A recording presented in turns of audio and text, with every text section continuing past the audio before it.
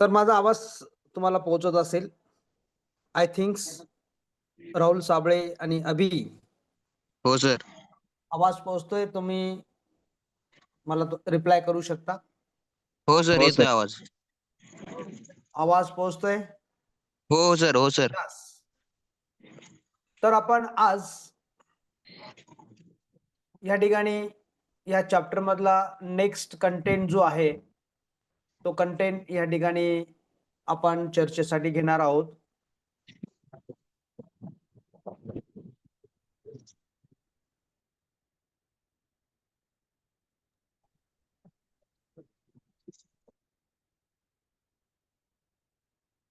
आजचा जो कंटेंट आहे पाथ ऑफ ट्रान्सलोकेशन. यामध्ये ट्रान्सलोकेशन म्हणजे ज्यावेळेस दोन पद्धतीने त्या ठिकाणी ट्रान्सलोकेशन होत असतं. एक फूडचं ट्रान्सलोकेशन होत असतं आणि दुसरं म्हणजे वॉटरचं ट्रान्सलोकेशन होत असतं. त्या सिस्टीम मध्ये वेगवेगळे टिश्यू परफॉर्म्स करतात त्यांचं फंक्शन. त्यामध्ये झायलम आणि फ्लोएम टिश्यू जे असतात, झायलम हे वॉटर ट्रान्सलोकेशन साठी असतात, तर फ्लोएम हे फूड ट्रान्सलोकेशन साठी असतात. यू नो दॅट, तुम्हाला माहितीच आहे की फूड हे ग्रीन प्लांट्स मध्ये लीफ मध्ये जास्त प्रमाणामध्ये तयार होतं आणि ते फूड त्या प्लांट बॉडीच्या शेवटच्या पार्ट पर्यंत, एव्हरी पार्ट पर्यंत पोहोचण्यासाठी एक सिस्टीम त्या ठिकाणी डेव्हलप झालेली असते. त्या सिस्टीमला फ्लोएम सिस्टीम म्हणतात. त्या पाथ ऑफ ट्रान्सलोकेशन मध्ये आपण बघूया, in higher plants food is to be translocated to longer distance. अतिशय लांब डिस्टन्स मध्ये त्या फूडला ट्रान्सलोकेटेड केलं जात असतं. म्हणून या ठिकाणी plant must have adequate channels for the transport of the food. त्यांच्यामध्ये ॲडेक्वेट चॅनल्स असतात, त्यालाच आपण फ्लोएम चॅनल्स असं म्हणतो. त्या फ्लोएम चॅनलच्या माध्यमातून, that is non as the adequate channels for the transport of food, त्यामध्ये पर्टिक्युलरली स्यू ट्यूब नावाचे एक पर्टिक्युलर सेल्स आणि टिश्यू असतात आणि त्यामधले particularly vessels are structurally ideally suited for the longitudinal translocation. बघा, लॉन्जिट्युडिनल म्हणजे व्हर्टिकल ट्रान्सलोकेशन म्हणतात त्याला. हे असे टिश्यू त्यांच्यामध्ये बनवलेले असतात. अशा पद्धतीच्या व्हेसल्स त्या ठिकाणी डेव्हलप झालेले असतात, ideally suited for the longitudinal translocation. आणि food is always translocated from in the form of the sucrose. म्हणजे फूड जे तयार होत असतं प्लांट मध्ये ते ट्रान्सलोकेटेड केलं जात असतं. ते कुठल्या फॉर्म मध्ये असतं, तर ते सुक्रोज फॉर्म मध्ये असतं, म्हणजे सोल्युबल फॉर्म मध्ये असतं. Food is always translocated in the form of the sucrose. One sentence आन्सरला प्रश्न विचारला जाऊ शकतो किंवा त्या ठिकाणी एमसीक्यूला सुद्धा प्रश्न विचारला जाऊ शकतो की food is always translocated in the form of the sucrose, soluble form. So translocation of food always occurs along the concentration gradient from the source of sink.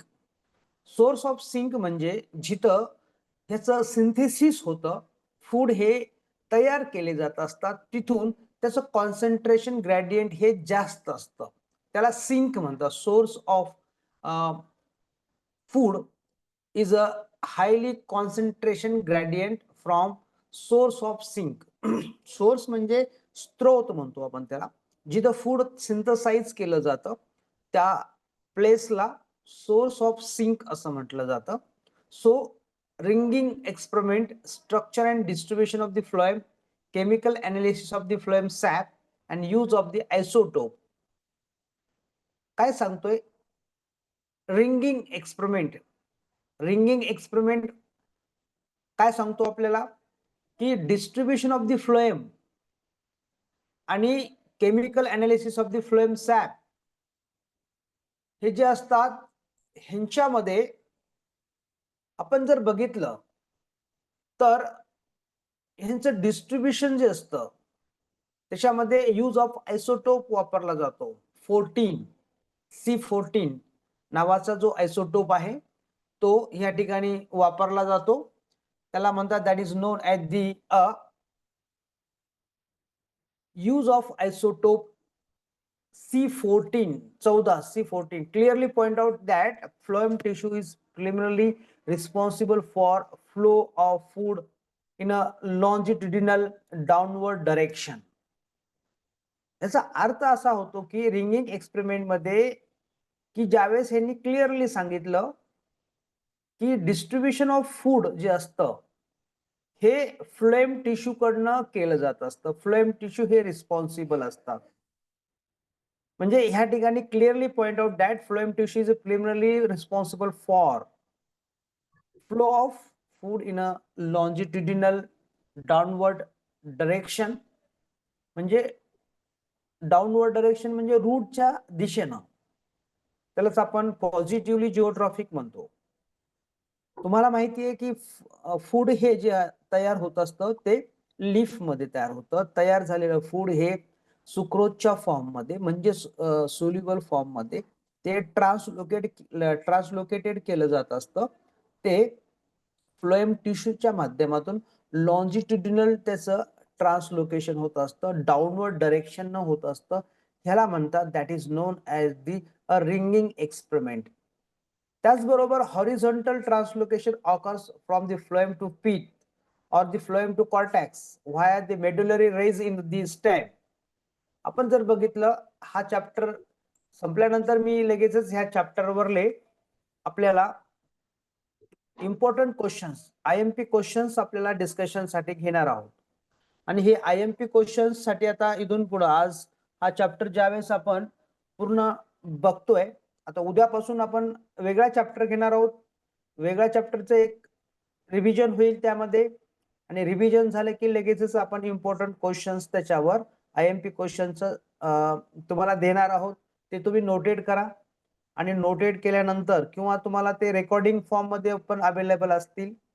आपण प्रिव्हियस इयरचे पण क्वेश्चन्स आपण त्याच्यामध्ये घेणार आहोत की मागील 3 ते 4 वर्षामध्ये जे प्रश्न चॅप्टर वाईज ते विचारलेले आहेत. आणि अशा पद्धतीचे प्रश्न IMP क्वेश्चन सुद्धा त्यामध्ये असतील, जेणेकरून तुम्हाला परीक्षेच्या दृष्टिकोनातून IMP question were fully focus करायला वेळ मिळेल. या ठिकाणी दुसरे ट्रान्सलोकेशन होत असतं ते म्हणजे फ्लेम टू पीथ. म्हणजे सेंटरला पीथ काय असतो, is a centre part of the plant. Root मध्ये यांचं ट्रान्सलोकेशन हे वेगळ्या पद्धतीने होत असतं. That is non as the medullary rays in the stem. This transport of food occurs in a vertical and lateral direction. दोन्ही पद्धतीनं त्या ठिकाणी ट्रान्सलोकेशन किंवा ट्रान्सपोर्ट ऑफ फूड होत असतं. एक तर लॅटरल ब्रांचेस जे असतात प्लांटचे त्याला म्हणतात that is non as the vertical, आणि लॉन्जिट्युडिनल सरळ टॉप टू बॉटम त्याला लॉन्जिट्युडिनल म्हणतात. आणि व्हर्टिकल म्हणजे आडवा. म्हणजे जे लॅटरल ब्रांचेस असतात प्लांटला, त्या प्लांटच्या लॅटरल ब्रांचेसला सुद्धा फूड ट्रान्सपोर्ट केलं जात असतं. ते फ्लोएम टू पीथ असतं किंवा फ्लोएम टू कॉर्टॅक्स असतं. हे झालं पाथ ऑफ ट्रान्सलोकेशन. आपण जर बघितलं आता नेक्स्ट पॉइंट जो आहे, तर ह्यामध्ये व्हर्टिकल ट्रान्सलोकेशन काय आहे ते आपण बघूया. व्हर्टिकल ट्रान्सलोकेशन असतं काय, त्यालाच आपण लॉन्जिट्युडिनल म्हणतो. Vertical translocation of the food is a downward direction. म्हणजे ते खालच्या दिशेने येतं, डाऊनवर्ड डायरेक्शन मध्ये असतं. आपण जर ह्या ठिकाणी LS ऑफ स्यू ट्यूबचं जर स्ट्रक्चर बघितलं तर ह्यामध्ये आपल्याला बघायला मिळेल की स्यू ट्यूब जी असते ही एक स्पेसिफिक स्यू ट्यूब आहे ज्याच्यामध्ये फूड हे ट्रान्सलोकेशन केलं जात असतं. हे ट्रान्सलोकेशन साठी त्या ठिकाणी त्या स्यू ट्यूब मध्ये स्पेशल टिश्यू प्रेझेंट असतात. पर्टिक्युलरली चॅनल्स प्रेझेंट आहे, एक सिस्टीम प्रेझेंट आहे, डिस्कंटिन्यू असते ती, म्हणजे कंटिन्युअस असते, तिचं कुठेही डिस्टर्ब नसतो, डिस्टर्ब होत नाही.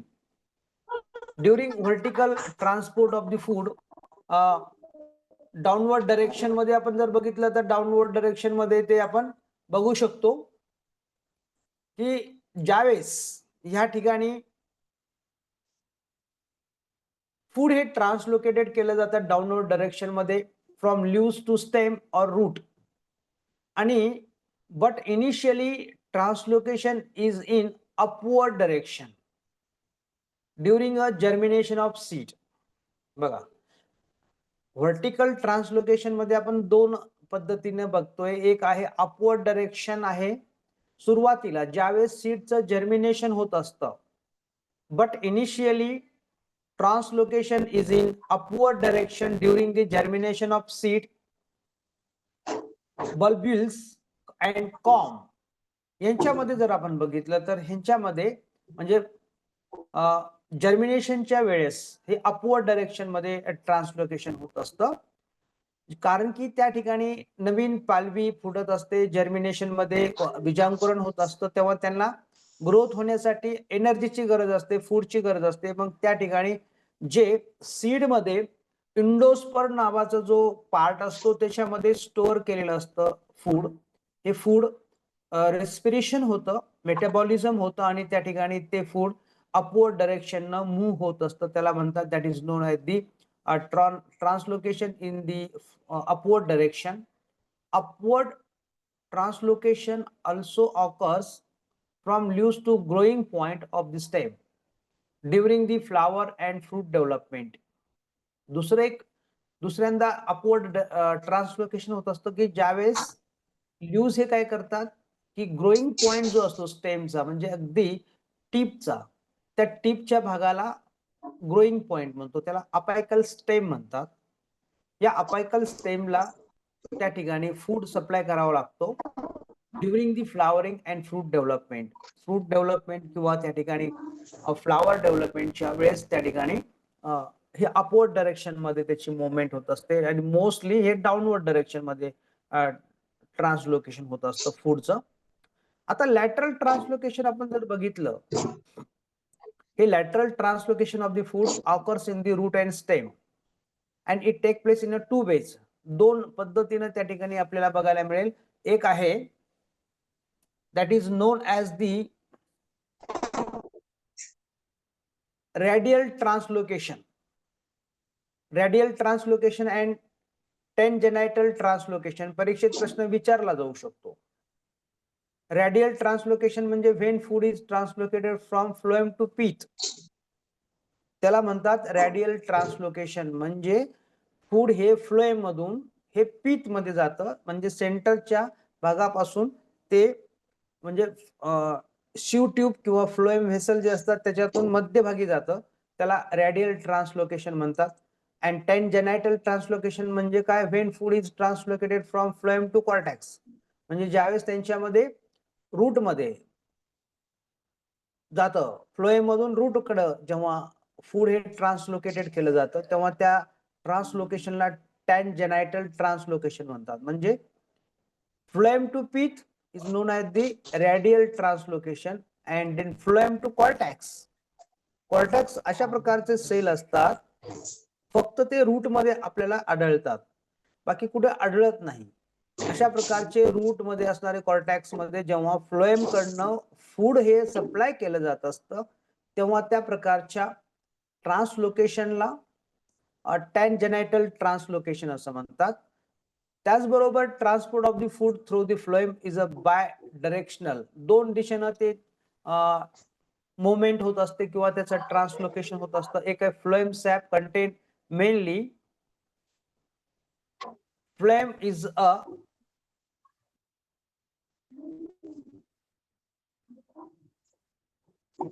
Phloem SAP contain the mainly water and food in the form of the sucrose. म्हणजे दोन पद्धतीने त्या ठिकाणी काय केलं जात असतं, त्याचं ट्रान्सलोकेशन होत असतं. Transport of food through the phloem is a bidirectional, दोन दिशेने जातं. एक आहे sugars, amino acids and hormones are also transported through the phloem. म्हणजे फ्लोएम हा रसवाहिनी म्हणतात त्याला मराठीमध्ये. त्याला फ्लोएम चॅनल्स म्हणतात, फ्लोएम सिस्टीम म्हणतो.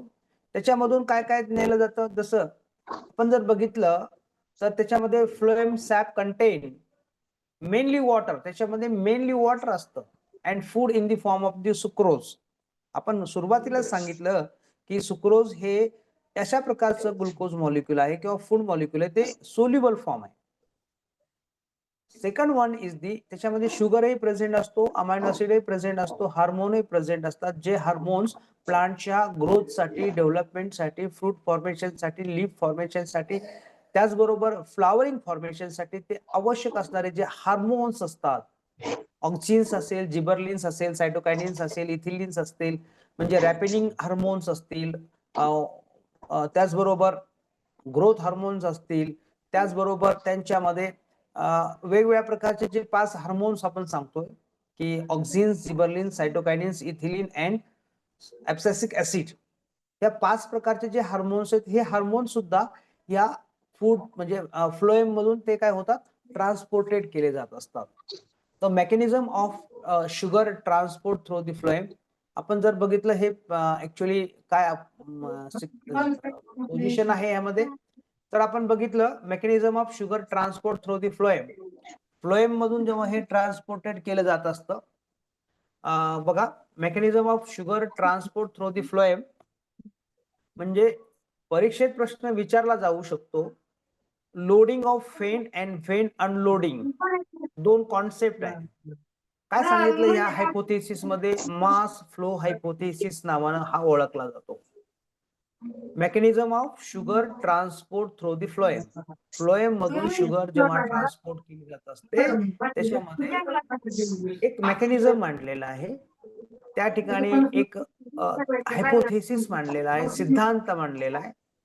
या सिद्धांतामध्ये काय सांगितलं, अगोदर आपण समजावून घेऊ की explain sugar the transport several mechanisms, theories like diffusion, activated diffusion, protoplasmic streaming, electroosmosis, pressure flow are proposed. The most convincing theory, Munch pressure flow theory or the mass flow hypothesis या नावानं ओळखला जातो.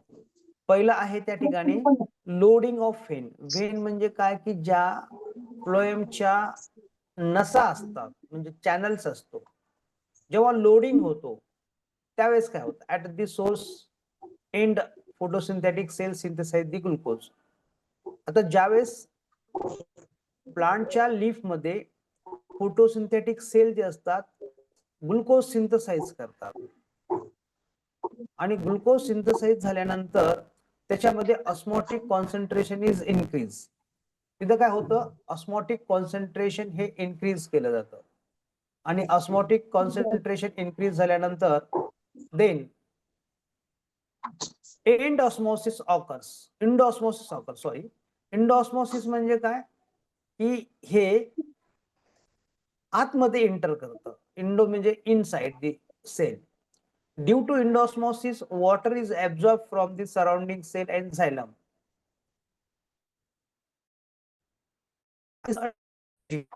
इंडोस्मोसिस मुळे काय होतं की sale सभोवताली असणारं जे वॉटर असतं ते ऍब्झॉर्ब करून घेतं, आणि त्यामुळे ती काय होते, टर्जिड होते. आणि टर्जिड होणे म्हणजे फुगते, स्वेल होते, आणि त्यामुळं त्यामध्ये टर्गर प्रेशर वाढतं, आणि टर्गर प्रेशर वाढल्यामुळे sugar from the photosynthetic cell is to forced into the sieve tube of the vein. This is called at the loading of vein. म्हणजे लोडिंग ऑफ फेन म्हणजे जसं आपण एखादी गाडी लोड करतो, कंपनीमधून एखादी गाडी, एखादा प्रोडक्ट गाडीमध्ये लोड करायचं ट्रान्सपोर्टेशनसाठी, तसं फोटोसिंथेटिक सेल जे असतात ह्या सेल ग्लुकोज रिलीज करतात.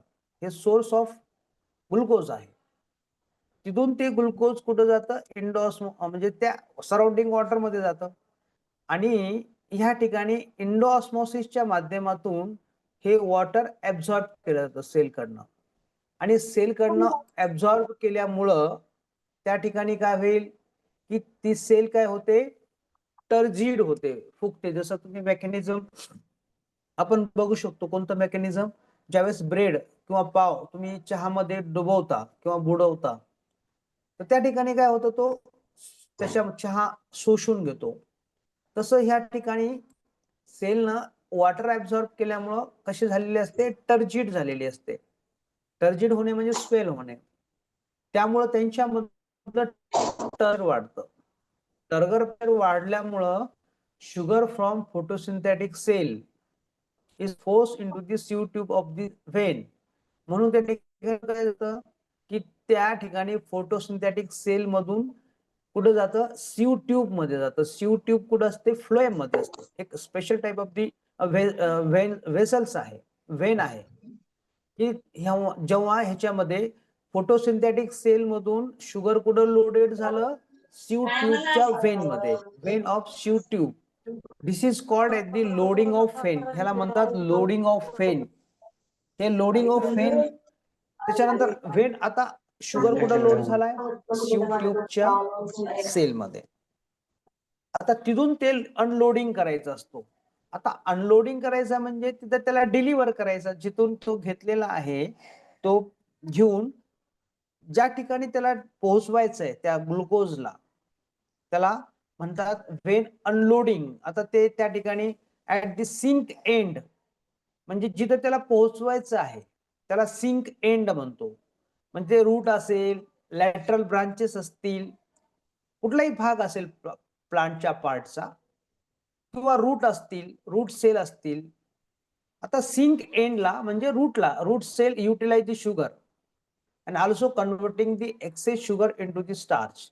जी जास्तीची शुगर जी आलेली असते ती शुगरला कशामध्ये रूपांतर केलं जातं, स्टार्च मध्ये. कोण करतं, रूट सेल करतात. Root cell utilise the sugar and also convert the excess sugar into the starch. त्यामुळे काय होतं, its osmotic concentration is lowered. म्हणजे त्यांचं ऑस्मोटिक कॉन्सन्ट्रेशन कसं झालं, कमी झालेलं असतं due to exosmosis occur. तिथं काय होतं की एक्झो ऑस्मोसिस म्हणजे त्या रूटच्या सेलमध्ये असणारं शुगर हा बाहेर निघतो सेलच्या. Water in the root cell is lost due to surrounding cell. त्यामुळं रूट सेल मधलं वॉटर हे लॉस्ट होतं and thereby decreasing the turgidity of the cell. त्यामुळे रूटची टर्जिडिटी काय होते, कमी होते. त्या ठिकाणी तो फुगलेला जो असतो तो कमी होतो, कारण की एक्झॉस्मोसिस झालेला आहे. Turgor pressure is lowered, hence त्यामुळं turgor pressure gradient is developed from sieve tube in the leaf of the root cell. Consequently, food is translocated along the concentration gradient passively. This is the vein unloading. म्हणजे इथं काय झालं की sieve tube मधून तो sugar कशामध्ये गेला, रूटकडे deliver केला. रूटनं काय केलं, त्याला वापरलं आणि जे जास्तीच आलेलं शुगरला कशात कन्वर्ट केलं, स्टार्च मध्ये कन्वर्ट केलं. त्यामुळं त्या ठिकाणी त्या सीव ट्यूबच्या सेलमध्ये असणारा ग्लुकोज काय झालं, लोडेड झालं, म्हणजे अनलोडेड झालं. This is known as the vein unloading. At the sink end, sugar is, तिथं काय झालं, sugar at the end use and excess water excrete into the xylem. अशा पद्धतीनं ऑब्जेक्शन जर आपण बघितलं, main objection to this theory is that mechanism does not explain bidirectional transport of the food. However,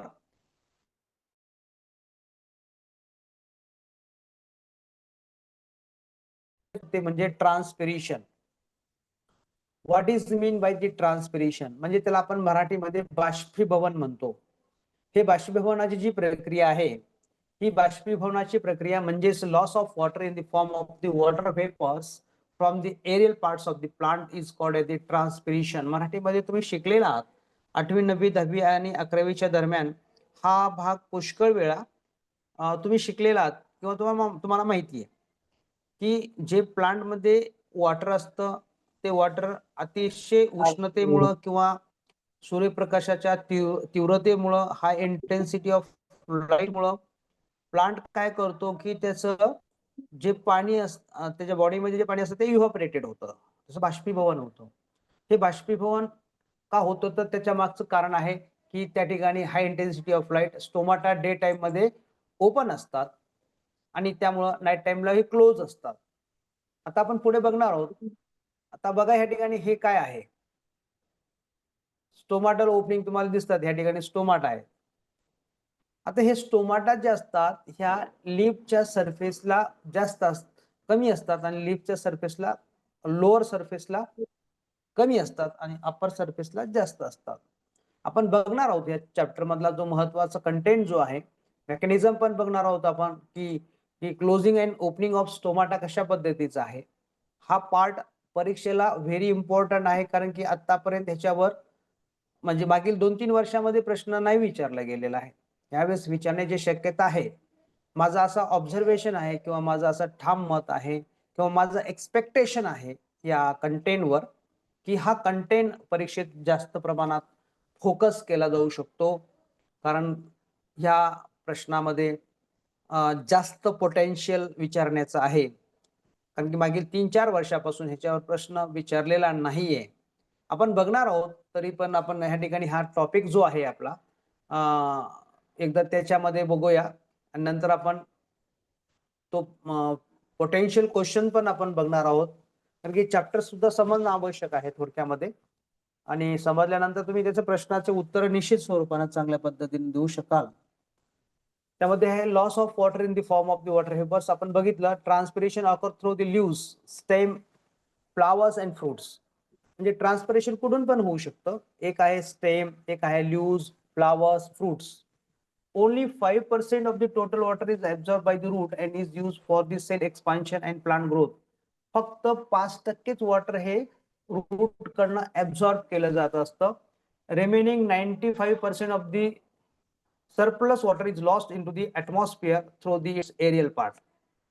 म्हणजे आपण जर बघितलं, जे काही पाणी शोषून घेतलेलं असतं त्याच्यामधलं फक्त 5% वॉटर हेच काय करतं, सेलच्या एक्सपान्शन साठी वापरलं जातं आणि प्लांटच्या ग्रोथ साठी वापरलं जातं. त्याच्यामधलं 95% हे वॉटर काय होतं, बाष्पीभवनामध्ये ते एरियल पार्टच्या माध्यमातून इव्हॅपोरेटेड होत असतं. About 99% of this surplus water is lost in the form of the water vapors.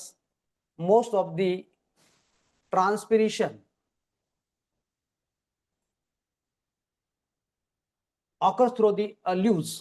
सगळ्यात जास्त ट्रान्सपिरेशन कशामधून होत असतं, तर ते लीव्स मधून होत असतं. त्याला फॉलियर ट्रान्सपिरेशन म्हणतात. त्याला म्हणतात फॉलियर ट्रान्सपिरेशन. हे फॉलियर ट्रान्सपिरेशन जे आहे, डेफिनेशन विचारली जाऊ शकते परीक्षेमध्ये. फॉलियर ट्रान्सपिरेशन, मी हे जे भाग आज शिकवते तुम्हाला ह्याच्यावर क्वेश्चन म्हणून मी तुम्हाला क्लिअर करतो. Opening and closing of stomata पुढे जो भाग असेल हा पूर्णपणे IMP क्वेश्चन मध्ये इन्क्लुडिंग आहे. त्यामुळं काय चाललंय तर फॉलियर ट्रान्सपिरेशन काय, वॉटर लॉस्ट होतं in the form of leaves, पान.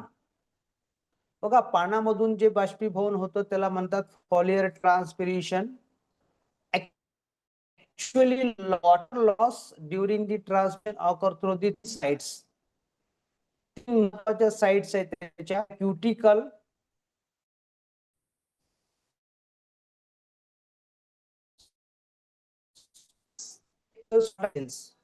म्हणजे वॉटर लॉस इन महत्वाच्या साइट्स, स्टोमाटा आणि लेट सेल्स. त्याच्यामधलं एक गटेशन नावाचं एक आहे. म्हणजे काय गटेशन, म्हणजे लिक्विड फॉर्म मध्ये जेव्हा वॉटर लॉस होतो तेव्हा त्याला म्हणतात गटेशन. परंतु जेव्हा guttation occur through the special structure called the hydathodes, फक्त ह्या पर्टिक्युलरली हेडाथोड्स मध्ये आपल्याला हे बघायला मिळतं. गटेशन हे special type of the plants मध्येच हे होत असतं, सगळ्यांमध्ये गटेशन होत नाही. Only 1% of the surplus water is lost by the guttation. आपण जर बघितलं तर नॉर्मली गटेशन मध्ये फक्त 1% वॉटरचं लॉस होतो, इव्हॅपोरेशन होतं. गटेशन मध्ये 99% हे वॉटर काय केलं जातं, सेव्ह जातं, वापरलं जातं. फक्त 1% वॉटर हे लॉस होतं इन द फॉर्म ऑफ डिकटेशन. त्यामध्ये 3 टाइप ऑफ ट्रान्सपिरेशन आहे. परीक्षेला विचारला जाऊ शकतो प्रश्न, डिस्क्राईब 3 ऑफ द ट्रान्सपिरेशन, कारण की 5 मार्काला आहे. आणि 5 मार्काला असणारा जो 3 मार्काला प्रश्न विचारला जाऊ शकतो, डिस्क्राईब दी क्युटिक्युलर ट्रान्सपिरेशन, स्टोमॅटल ट्रान्सपिरेशन. एक मार्क असेल ए बी सी. क्युटिक्युलरला असेल, स्टोमॅटलला असेल, लेंटिसेल्युलरला असेल किंवा लेंटिक्युलर असं म्हणतात त्याला. क्युटिकल ट्रान्सपिरेशन काय, जाऊन घ्या. Transpiration take place through the cuticle. तुम्ही सहज प्रश्नामध्ये उत्तर लिहू शकता. क्युटिकलच्या थ्रू होणारा ट्रान्सपिरेशन म्हणतात क्युटिक्युलर ट्रान्सपिरेशन म्हणतात. Cuticle is a layer of waxy substances, cutin, present on outer surface of the leaves and the stem. स्टेमच्या आणि लीव्हच्या बाहेरील सरफेसवर वॅक्सी सबस्टन्सेस असतात. हे वॅक्सी सबस्टन्सेस क्युटिन म्हणतात त्याला. आणि ह्या क्युटिक्युलर ह्याच्यामधून जे ट्रान्सपिरेशन होतं, ह्याच्यामध्ये सिंपल डिफ्युजन होतं आणि हे 8 to 10% टोटल ट्रान्सपिरेशन करत असतात. Cuticular transpiration occur throughout the day and its rate is inversely proportional to the thickness of the cuticle. म्हणजे क्युटिक्युलर ट्रान्सपिरेशन हे फक्त थ्रूआउट डे मध्ये होत असतं 8 to 10%. हे इन्व्हर्सली प्रोपोर्शनल टू असतं थिकनेस. जेवढी थिकनेस जास्त असेल, जाडी जास्त असेल, तेवढं ट्रान्सपिरेशन कमी असेल. ह्याला लेंटिक्युलर क्युटिक्युलर ट्रान्सपिरेशन म्हणतात. आता लेंटिक्युलर ट्रान्सपिरेशन काय असतं? Transpiration takes place through the lenticels. Lenticel is a small raised structure composed of the loosely arranged complementary cell. Lenticel is a porous tissue consisting of the cell that are the large intracell space in the periderm of the secondary thickness. एवढं तुम्हाला लिहिण्याची गरज नाहीये. काय point mention करायचं, ह्याच्यामध्ये किती प्रमाणामध्ये वॉटर लॉस होतो. Lenticular transpiration contributes only the 0.1 to 1% of the total transpiration. Total transpiration मध्ये सगळ्यात कमी ट्रान्सपिरेशन कोणतं असेल तर लेंटिक्युलर ट्रान्सपिरेशन आहे. आपण जर ह्या ठिकाणी क्युटिक्युलर ट्रान्सपिरेशन बघितलं तर 8 to 10% आहे. याच्यामध्ये किती दिसतं आपल्याला हे पण लक्षात ठेवायचं. फक्त एवढे पॉइंट आउट तुम्हाला करायचंय. Lenticel are the present in the bark of the old stem. Lenticel कुठे असतात? जे स्टेम असतं त्याच्यावर जे काही साली असतात त्याला बार्क म्हणतो आपण. Pericarp of the woody fruits, जे वुडी फ्रूट असतं but are absent in leaves मधून होतं. आता लेंटिसेल मधून फक्त 0.1 to 1% हे टोटल ट्रान्सपिरेशन होतं. Rate of lenticular transpiration is very low. मी सांगितलं आताच तुम्हाला. It occurs of the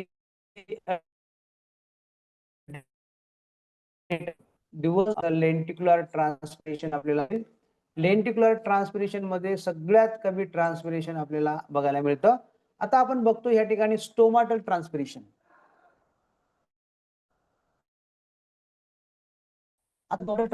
this stomatal transpiration take place through the stomata. म्हणजे ट्रान्सपिरेशनच्या माध्यमातून होतं त्याला स्टोमॅटल ट्रान्सपिरेशन म्हणतात. सगळ्यात जास्त या ठिकाणी बघायला मिळेल आपल्याला. Stomata are the minute aperture or the opening present on the both surface of the leaf and young stem. Young stem वर किंवा लीफ वर दोन्ही साइडनं, both sides of the surface of leaf. Stomata are form of the stomata to guard cells and necessary, that is accessory cells. त्याच्यामध्ये guard cell असतात किंवा त्या ठिकाणी ॲसेसरी सेल असतात. Two guard cells. आपण स्ट्रक्चर त्याचं बघणार आहोत. तुम्हाला डायग्राम पण विचारले जाऊ शकते. Draw a neat well diagram of the stomata.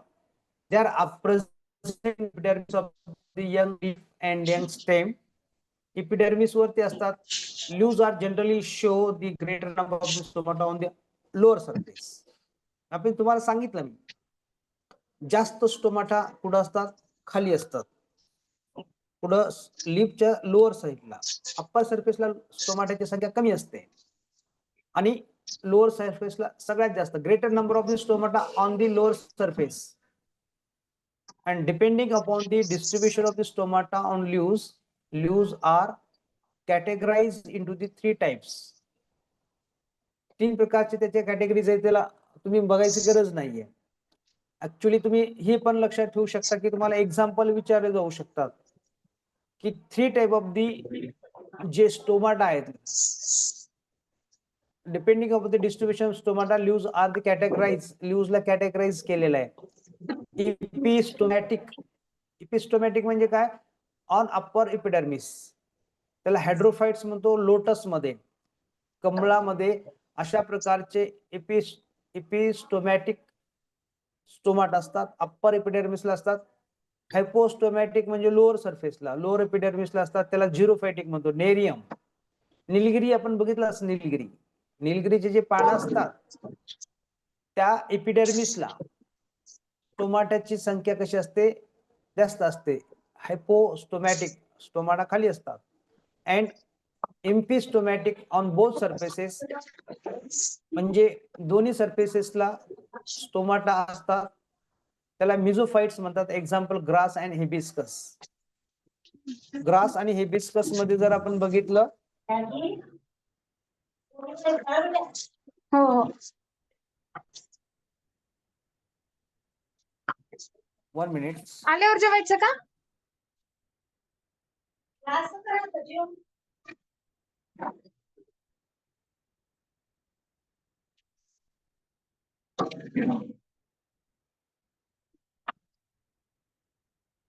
पप्पाचा phone आला तुम्हाला, छोटा फोन घेऊन चालली का? पर